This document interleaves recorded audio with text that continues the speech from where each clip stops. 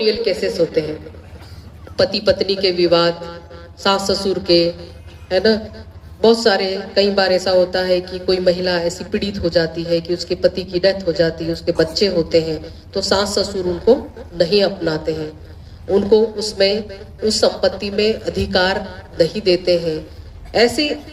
ऐसी पीड़ित महिला उस पति के हिस्से की संपत्ति की मांग कर सकती है सास ससुर के जीवन काल में। पहले नियम ऐसा था कि पिता के जीवन काल में पुत्र पुत्री अपना अधिकार नहीं मांगते थे, लेकिन इसमें अब संशोधन हो गया है। पिता के जीवन काल में भी पुत्र पुत्री अपना अधिकार और संपत्ति में जो भी उसका शेयर बनता है वो मांग कर सकते हैं, लेकिन वो उन शर्तों के अधीन ही मिलेगा। वृद्धावस्था में यदि माँ पिता वृद्ध होते हैं और उनका पालन पोषण यदि नहीं करेंगे तो वो संपत्ति उनको वापस मिल जाएगी। पहले बंटवारे होते थे तो ये शर्तें नहीं लिखी जाती थी। आज की तारीख में बंटवारे होंगे तो ये शर्तें एसडीएम और तहसीलदार द्वारा लिखी जाएगी।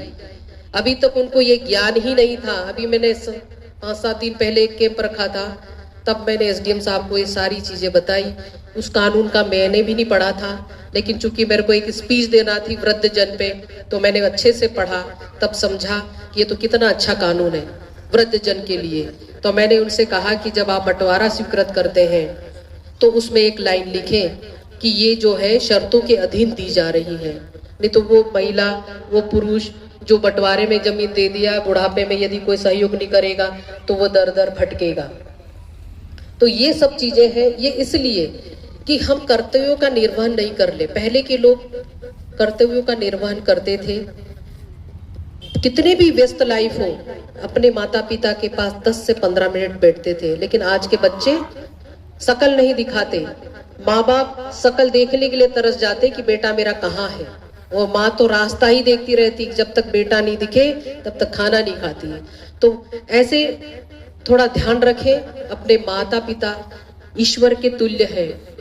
जैसे अपन भगवान के यहाँ जाते हैं, अपनी समस्या सुनाते हैं, भगवान प्रश्न का उत्तर तो नहीं देता, भावना का भोगा होता है। हम भोग लगाते हैं, अभी भी हमने भोग लगाया है माता जी के, लगाएंगे, लेकिन वो खाना तो नहीं खाएगी ना, हम ही आपस में खाएंगे।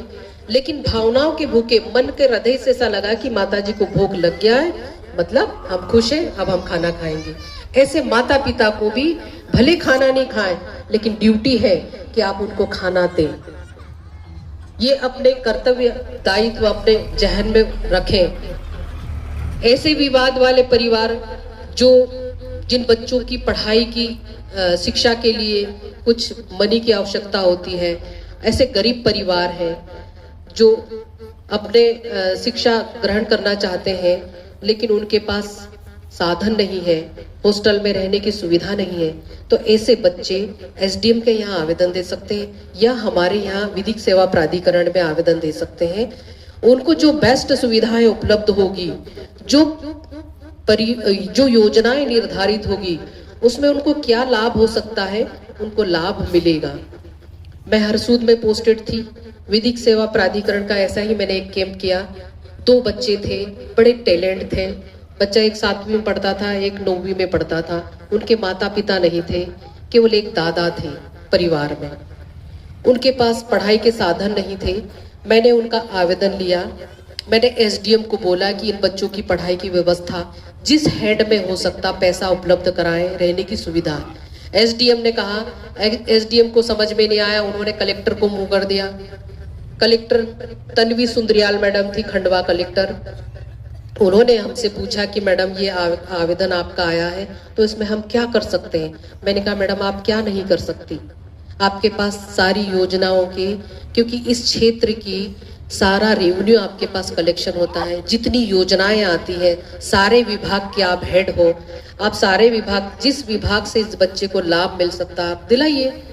उन्होंने क्या करा कि कुछ नहीं किया और सचिवालय मुंह कर दिया। भोपाल सेक्रेटरी, वहां से मार्गदर्शन मांग लिया कि ये आवेदन आया है, इसमें क्या करना। वहां सेक्रेटरीट से मेरे पास फोन आता है, मैं क्लास 1 थी उस समय, आज तो मैं डिस्ट्रिक्ट जज हूँ। वहां से फोन आया कि मैडम इसमें हमें क्या करना चाहिए। मैंने कहा उसमें लिखा हुआ है कि जिस हेड में ये गरीब बच्चे हैं आप शिक्षा निधि जहां से दे सकते हो आप उसको दिलाइए, बच्चों को रहने की व्यवस्था होती है वहां दिलाइए। सेक्रेटरीट से प्रत्येक बच्चे का 5-5 हजार रुपए प्रति माह शिक्षा अर्जन और भरण पोषण के लिए आदेश हुआ। तो ऐसी तो हमारी व्यवस्था है। क्या उस एसडीएम को जानकारी नहीं थी? क्या उस कलेक्टर को जानकारी नहीं थी? सब है, लेकिन कोई व्यक्ति करना नहीं चाहता।